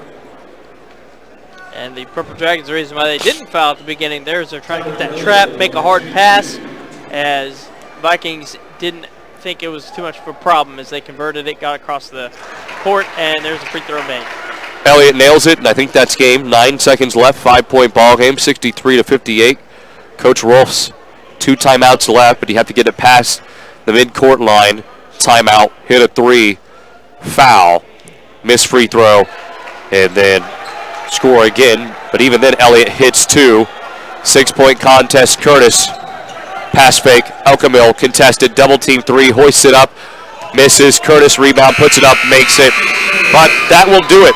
Pittsburg High School drops to 500 on the season, falling to the Parkview Vikings, a final score of 64-60 in what was a throughout dogfight, and a commendable effort by the Dragons, who trailed by as much as 15 against a team from Springfield, Missouri that has played a lot of high-caliber opponents. They've played 7 games compared to the 3 games of the Dragon. And Pittsburg High School really showed out in the Invitational, a learning experience for the boys. And next week they will have Chanute High School. We will step aside for 2 minutes, come back with final statistics, and sign off. You're listening to the home of Purple Dragon Athletics, ESPN 100.7, your sports headquarters. Hi, this is Dr. Brent Cousins with SEK Urgent Care. When you're sick, when you're injured, or when you just don't feel like yourself, SEK Urgent Care is here for you. Let our skilled providers treat your non-life-threatening illness or injury at a fraction of the time and cost of an ER visit. Located at the corner of Centennial and Broadway in the Meadowbrook Commons. Open 7.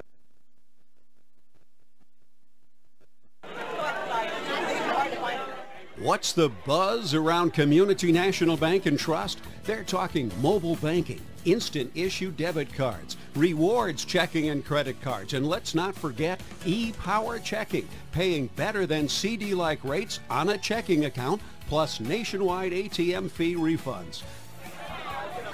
Get in on the buzz. Community National Bank and Trust, member FDIC. What do you want from your bank?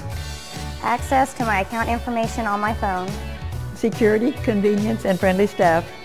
When I call, I want to speak with a real person.